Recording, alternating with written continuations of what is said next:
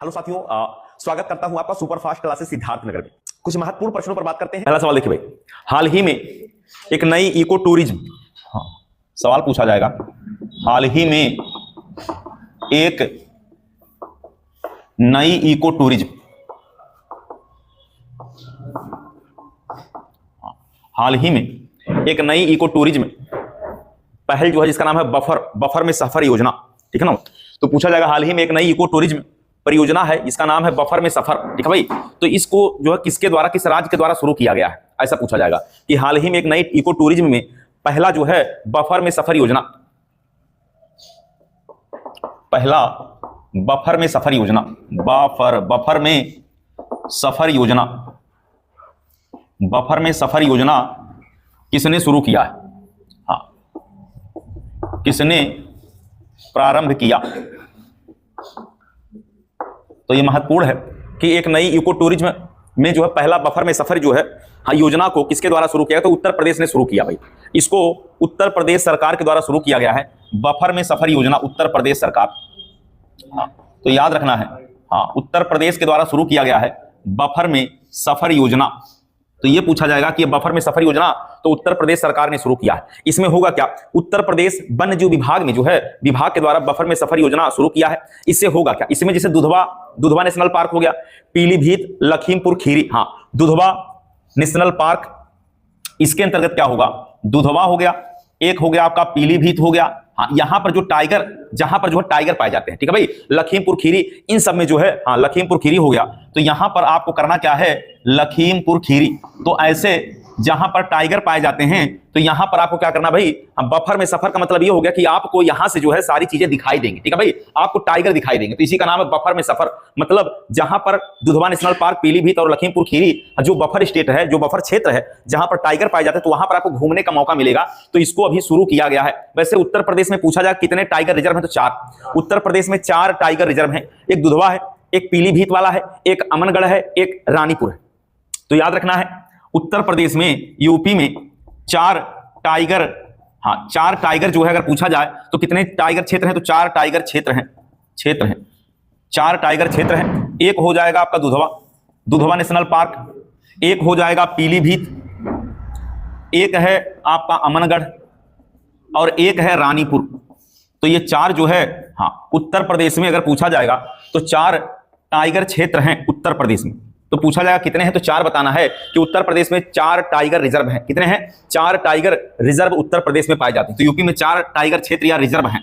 तो ये महत्वपूर्ण है कि यूपी में कितने टाइगर रिजर्व हैं। तो बताना है कि यूपी में 4 टाइगर रिजर्व हैं। दुधवा है, पीलीभीत, अमनगढ़ और रानीपुर, 4 टाइगर रिजर्व जो है उत्तर प्रदेश में पाए जाते हैं। तो यहां पर शुरू किया गया बफर में सफर योजना। मतलब ये हो गया कि दुधवा, पीलीभीत, लखीमपुर खीरी जैसे जहां पर टाइगर पाए जाते हैं, यहां पर आपको क्या घूमने का एक अच्छा मौका मिलेगा। गाड़ी में बैठकर आप क्या करेंगे भाई? चारों तरफ से देखेंगे तो आपको यहां पर जो है टाइगर आपको दिखाई देगा। तो इसी का नाम है बफर में सफर योजना। तो किसने शुरू किया है? उत्तर प्रदेश सरकार के द्वारा इसे शुरू किया गया। समझ में आया? चलिए, अभी उत्तर प्रदेश में ग्रीन डाटा सेंटर पूछा जाएगा। उत्तर प्रदेश में ग्रीन डाटा सेंटर की आधारशिला कहां रखी गई? हाँ, उत्तर प्रदेश में ग्रीन डाटा सेंटर की आधारशिला, यूपी में ग्रीन डाटा सेंटर, हाँ, ग्रीन डाटा सेंटर की आधारशिला।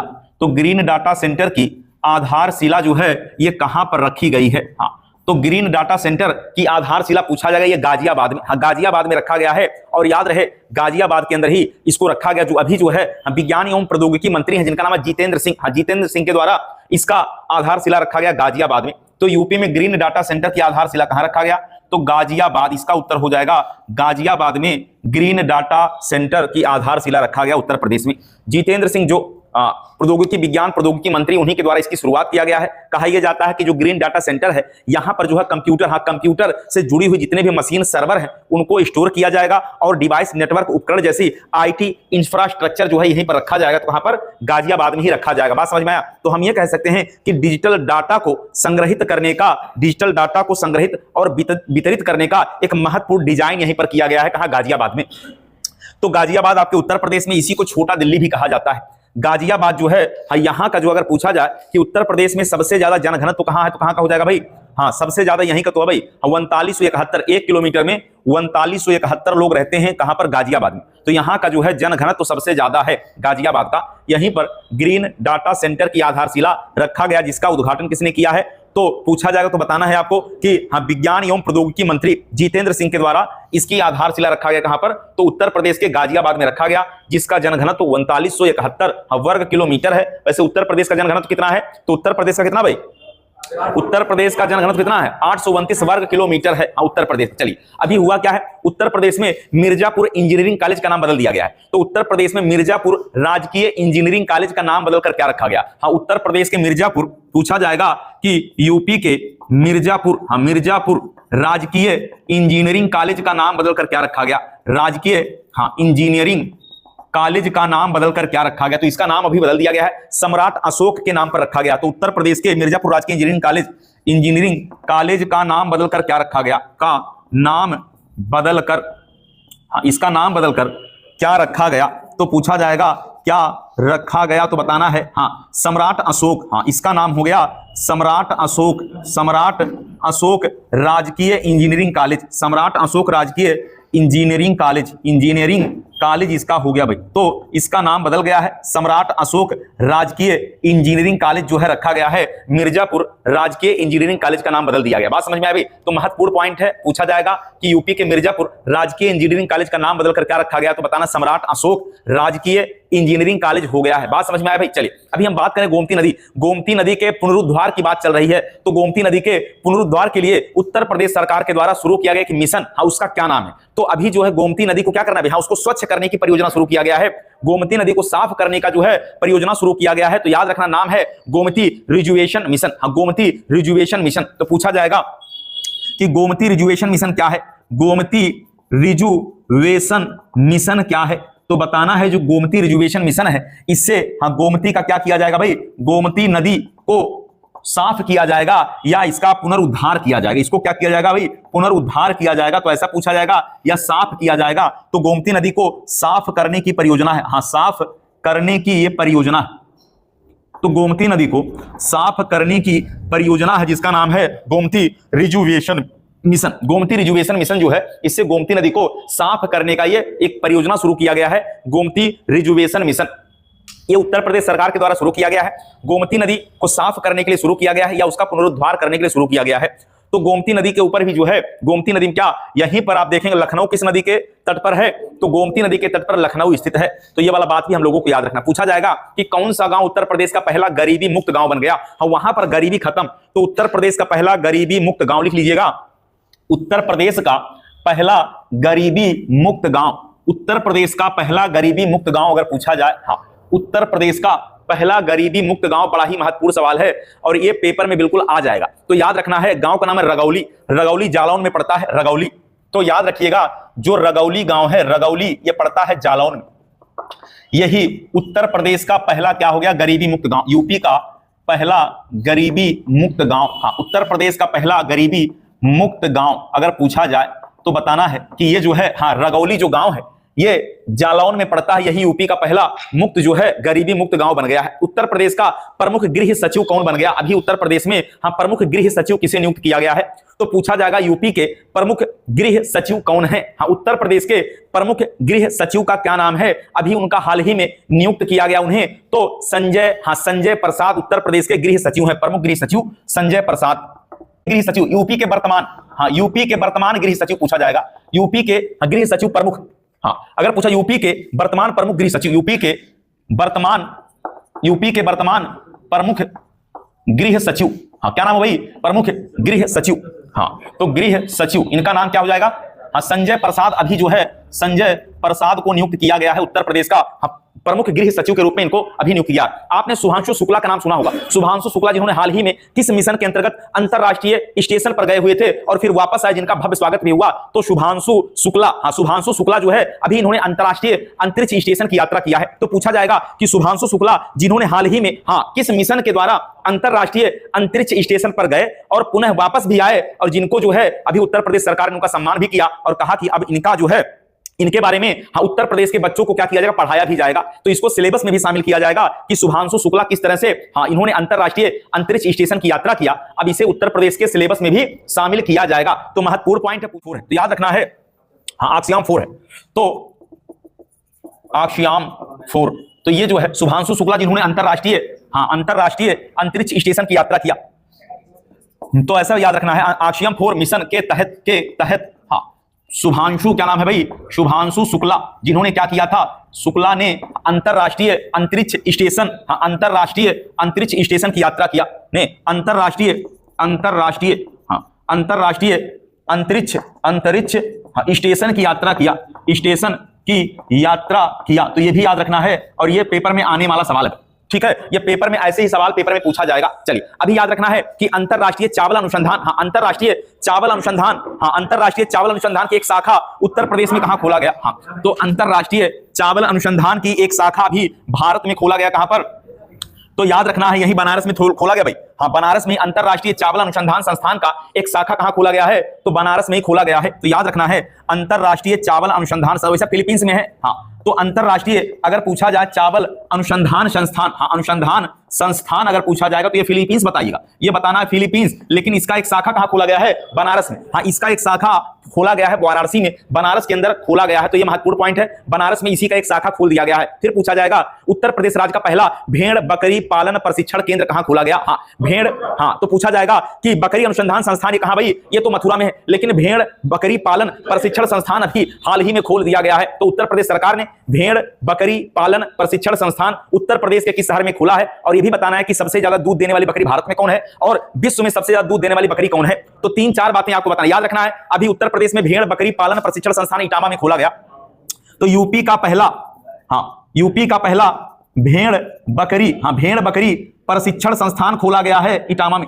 प्रशिक्षण संस्थान कहां खोला गया, तो ये अभी जो है इटावा में खोला गया। वैसे भारत में सबसे ज्यादा दूध देने वाली बकरी जमुनापारी है, विश्व में सबसे ज्यादा है सालेन, क्या नाम है, सानेन बकरी, जो विश्व में सबसे ज्यादा दूध देती है। समझ में आया। वैसे बकरी अनुसंधान संस्थान मखदूम में है, मखदूम कहां पड़ता है, मथुरा में। तो यूपी का पहला भेड़ बकरी प्रशिक्षण संस्थान कहां पड़ेगा, इटावा के अंदर अभी इसको स्थापित किया। कहां पर, इटावा के अंदर इसको अभी हाल ही में स्थापित किया गया है। बात समझ में आया। चलिए अभी हम बात करें तो भारत का पहला बायोपॉलीमर प्लांट लगाया गया है। बायोपॉलीमर प्लांट कहां लगाया गया, तो लखीमपुर खीरी में।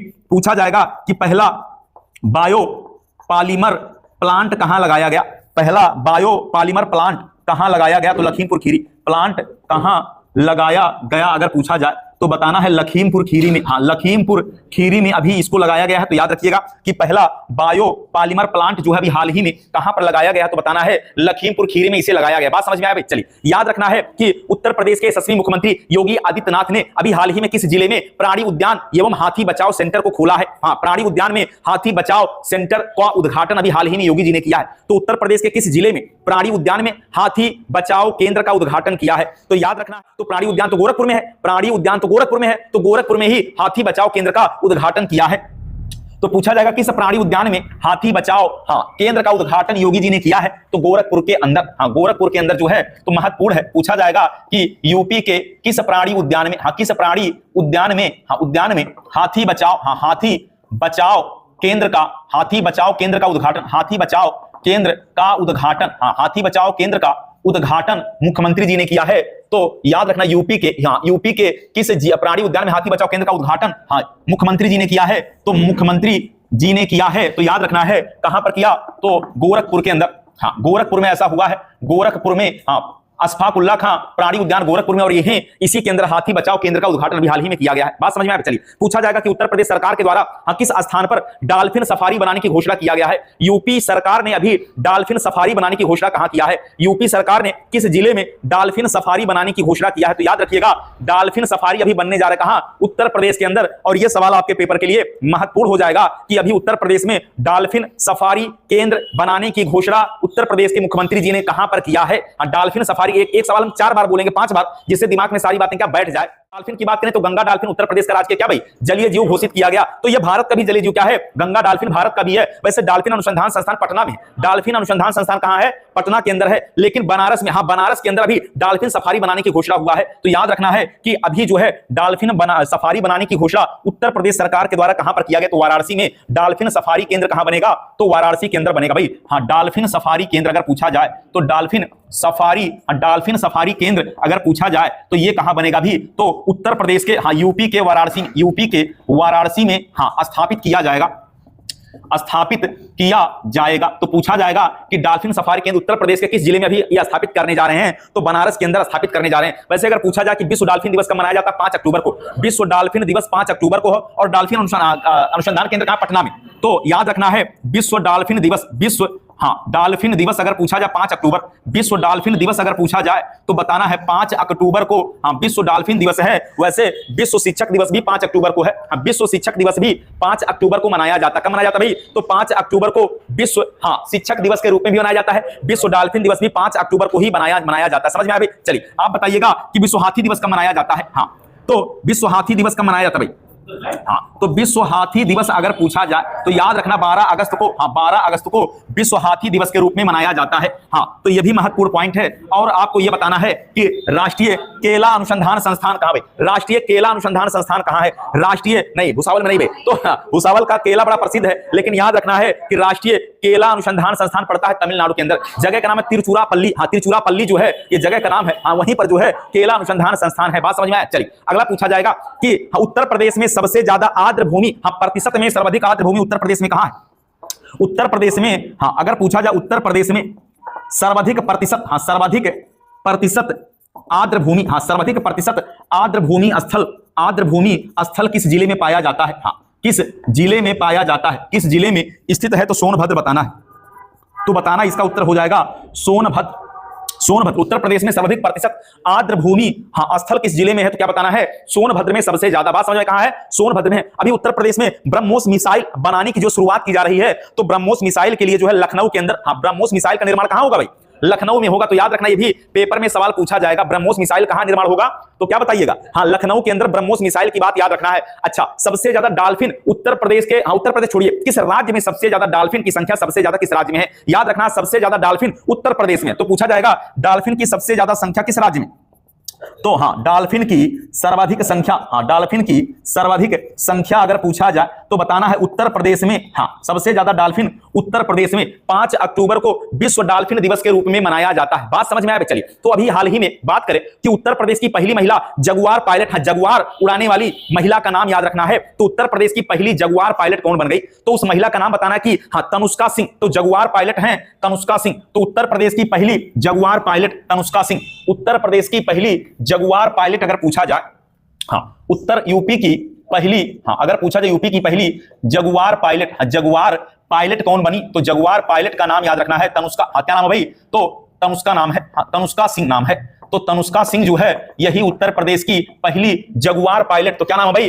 तनुष्का सिंह का नाम याद रखना है, तनुष्का सिंह नाम। क्या नाम है? तनुष्का सिंह। चलिए उत्तर प्रदेश में डॉल्फिन रिसर्च सेंटर कहां बनाया जा रहा है? यूपी के अंदर dolphin research centre, dolphin research centre कहां बनने जा रहा है? मेरठ के अंदर। तो डॉल्फिन रिसर्च सेंटर अगर पूछा जाए यूपी के अंदर डॉल्फिन रिसर्च सेंटर, तो यूपी के अंदर डॉल्फिन रिसर्च सेंटर कहां बनेगा? तो याद रखना मेरठ के अंदर। डॉल्फिन रिसर्च सेंटर कहां बनने जा रहा है भाई? मेरठ के अंदर। सब अभी इसको जो शुरू करने जा रहे हैं कहां? मेरठ के अंदर डॉल्फिन रिसर्च सेंटर। वैसे डॉल्फिन अनुसंधान संस्थान कहां? पटना में। सबसे ज्यादा डॉल्फिन उत्तर प्रदेश में है। और विश्व डॉल्फिन दिवस 5 अक्टूबर को मनाया जाता है। कब मनाया जाता है? 5 अक्टूबर को मनाया जाता है। बात समझ में आया? चलिए तो महत्वपूर्ण पॉइंट है, पूछा जा सकता है।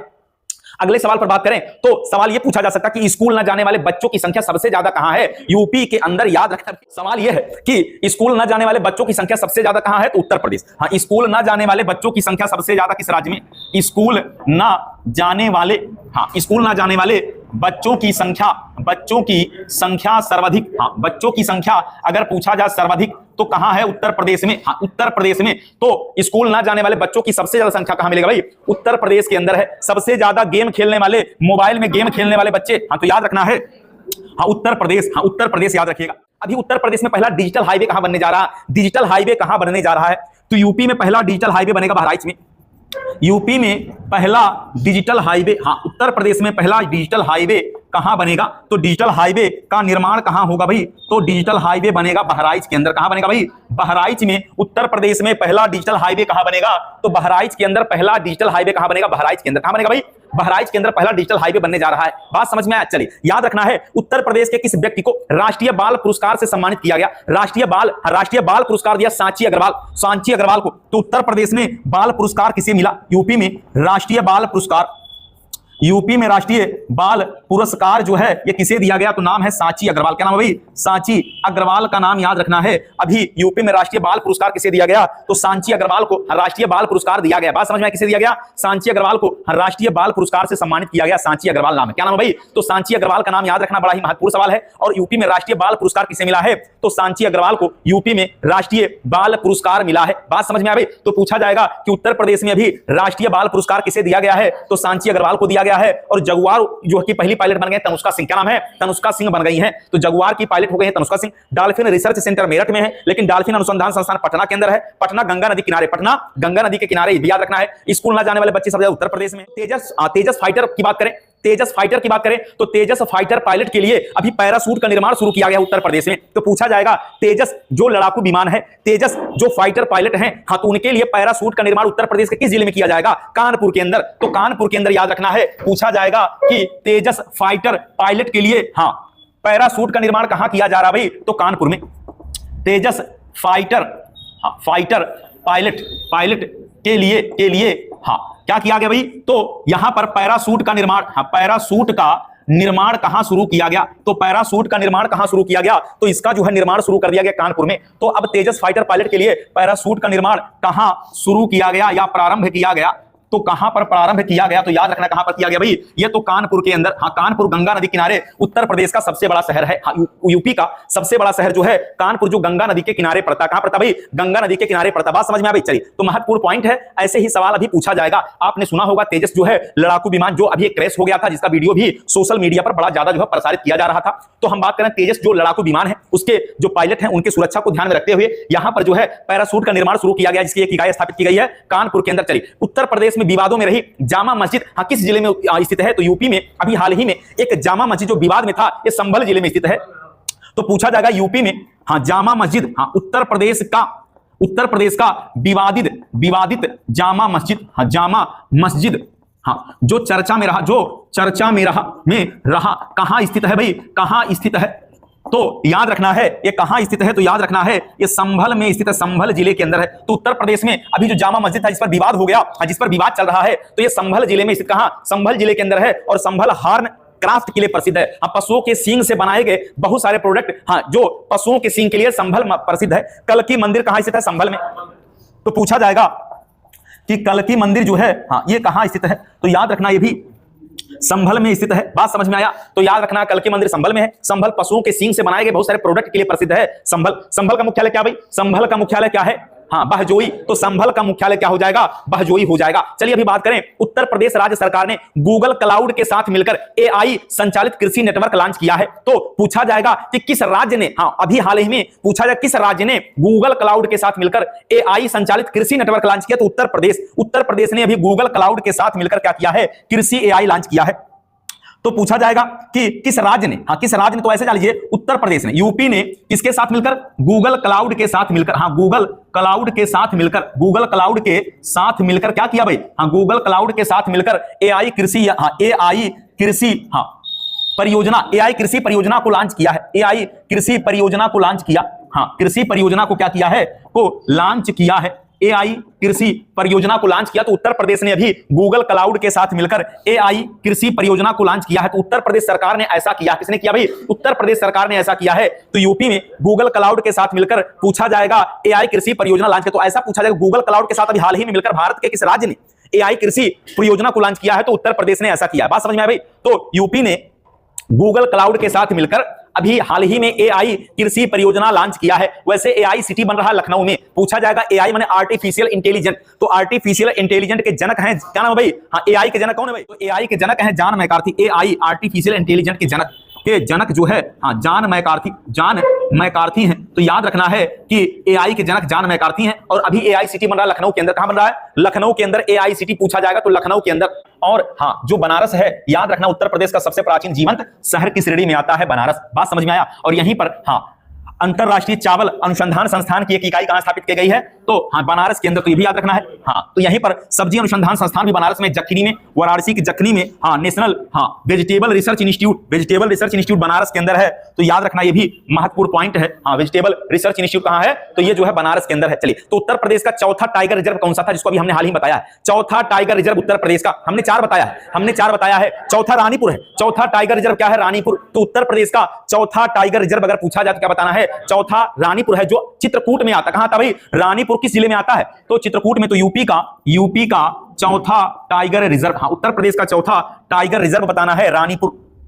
हाँ, चौथा टाइगर रिजर्व अगर पूछा जाए तो बताइएगा रानीपुर। क्या बताना है? रानीपुर। ये पड़ता है चित्रकूट में। कहां पड़ता भाई? ये चित्रकूट के अंदर पड़ता है। और याद रखना है कि ये अगर बात करें भारत में तो 53वें नंबर पे आता है। भारत में कितने नंबर पे आता है? तो भारत के अंदर 53वें नंबर पे इसका नाम आता है, 53वें नंबर पे। बात समझ में आया? तो अभी उत्तर प्रदेश ने पौधारोपण महाअभियान शुरू किया था, एक रिकॉर्ड बनाने का प्रयास किया था 2025 में। 2025 में एक ही दिन में, एक दिन के अंदर कितने करोड़ पौधे लगाकर उत्तर प्रदेश ने विश्व रिकॉर्ड बनाने का प्रयास किया। तो याद रखना है कि उत्तर प्रदेश सरकार के द्वारा महज एक दिन के अंदर, हाँ, एक दिन के अंदर 2025 में कितने करोड़ पेड़ लगाए गए और एक जो है रिकॉर्ड बनाने का प्रयास किया गया। हाँ, 25 करोड़ या 37 करोड़ या 30 करोड़। तो याद रखना 37 करोड़। हाँ, एक दिन में कितना पेड़ लगाया गया? 37 करोड़। तो याद रखिएगा उत्तर प्रदेश सरकार ने, हाँ, उत्तर प्रदेश में एक ही दिन में कितने पेड़ लगाए गए? तो कितने पेड़ लगाए गए? तो याद रखना लगभग कितना? 37 करोड़ प्लस, हाँ, 37 करोड़ वृक्ष एक ही दिन में लगाकर रिकॉर्ड बनाने का प्रयास किया गया। रिकॉर्ड बनाने का प्रयास किया गया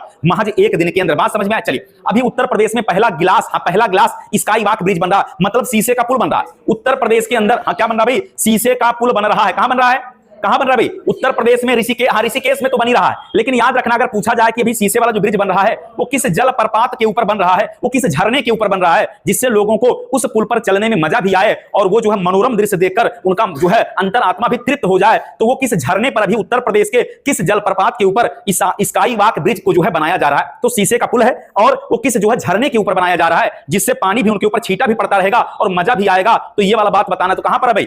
यूपी में, हाँ, स्काई वॉक ब्रिज, हाँ, bridge, sky walk glass bridge, sky walk glass bridge, glass कहां बन रहा भाई?